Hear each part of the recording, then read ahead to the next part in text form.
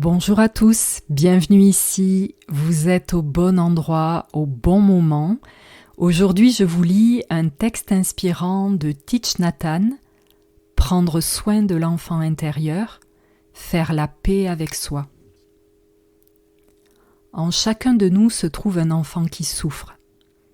Nous avons tous connu des périodes difficiles et beaucoup d'entre nous ont été fortement perturbés durant l'enfance. Et pour nous protéger de toute cette souffrance, la seule solution que nous ayons trouvée a été d'oublier ces épisodes douloureux. Chaque fois que la douleur se réveille, cette sensation nous est si insupportable que nous refoulons nos sentiments et nos souvenirs au plus profond de notre inconscient. À tel point que nous pouvons passer des années et des années à négliger cet enfant blessé. Pourtant, ce n'est pas parce que nous l'ignorons que l'enfant n'est pas là. L'enfant blessé est toujours là et il essaie d'attirer notre attention. Il se manifeste comme il peut. Je suis là, tu ne peux pas m'ignorer, tu ne peux pas me fuir. Désireux d'atténuer notre peine, nous refusons de l'entendre et nous nous en tenons aussi éloignés que possible. En vain, car cette fuite ne met pas fin à notre souffrance. Bien au contraire, elle ne fait que la prolonger. L'enfant blessé a besoin de soins et d'amour, mais nous les lui refusons. La douleur et le chagrin qui nous habitent semblent insurmontables et effrayés par toute cette souffrance, nous la fuyons. Même si nous en avons le temps, nous ne revenons pas en nous-mêmes par peur de la confronter. Nous nous perdons dans une quête permanente de divertissement, parce que nous ne voulons plus faire l'expérience de toute cette souffrance. L'enfant blessé est là et nous ne le savons même pas. C'est une réalité, mais nous ne pouvons pas la voir. Cette incapacité est une forme d'ignorance. Cet enfant a été sévèrement blessé, il a vraiment besoin que nous revenions vers lui pour en prendre soin. Et malgré tout, nous nous détournons de lui. L'ignorance infuse chaque cellule de notre corps et de notre conscience, telle une goutte d'encre diluée dans un verre d'eau. Cette ignorance nous empêche de voir la réalité. Elle nous pousse à faire des choses qui nous font souffrir encore plus, tout en blessant encore et encore notre enfant intérieur. Mais l'enfant blessé est lui aussi présent dans chacune de nos cellules. Il n'y en a pas une seule qui ne le porte en elle. Nul besoin de regarder loin dans le passé pour le retrouver.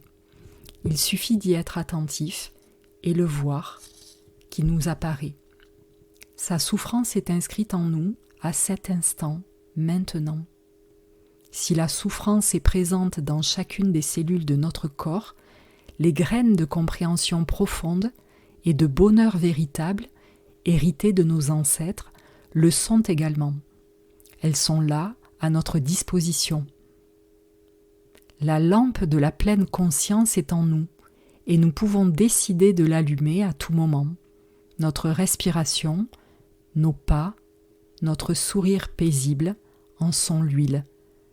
Notre pratique consiste donc à allumer cette lampe pour que brille sa lumière et que se dissipent les ténèbres. Dès l'instant où nous prenons conscience de l'existence de cet enfant blessé et cessons de l'ignorer davantage, notre compassion pour lui peut grandir et c'est alors que nous commençons à générer l'énergie de la pleine conscience. Et pour produire cette énergie, les pratiques de la marche, de l'assise et de la respiration en pleine conscience sont nos fondements. Grâce à elles, nous revenons à la sagesse éveillée, présente dans chacune des cellules de notre corps. Cette énergie va nous accueillir et nous soigner, et ce faisant, elle guérira notre enfant blessé. Quand nous parlons de l'écoute compatissante, nous pensons généralement qu'il s'agit d'écouter quelqu'un d'autre. Mais nous devons aussi nous écouter nous-mêmes, écouter l'enfant blessé en nous. Parfois, il émerge des profondeurs de notre conscience et sollicite toute notre attention.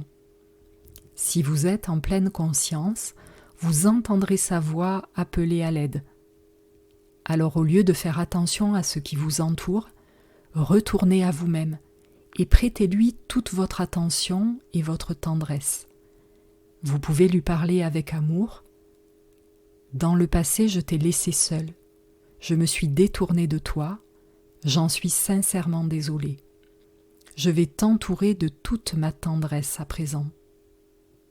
Vous pouvez dire aussi « Je suis là pour toi. Je vais bien prendre soin de toi. Je sais que tu as beaucoup souffert. J'ai été tellement occupée. Je t'ai négligé, mais à présent, j'ai appris comment revenir à toi. » Vous pouvez pleurer ensemble si c'est nécessaire. Chaque fois que vous en avez besoin, vous pouvez vous asseoir et respirer avec lui. J'inspire, je reviens à mon enfant blessé.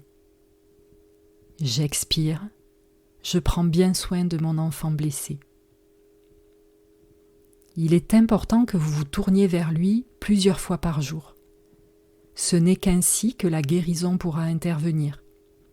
Rassurez-le en l'enveloppant de votre tendresse.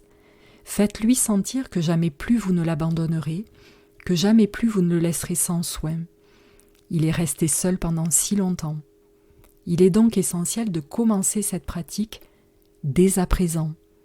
Si vous ne le faites pas maintenant, quand le ferez-vous ? Revenez à vous et prenez bien soin de vous. Votre corps, vos sensations, vos perceptions ont besoin de vous. L'enfant blessé a besoin de vous.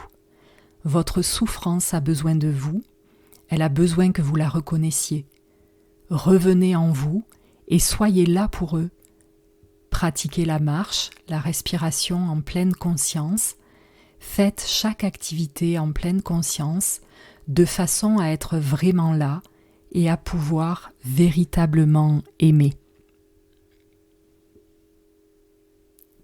Voilà, c'est tout pour aujourd'hui. J'espère que ça vous a inspiré. Je vous souhaite une chouette journée.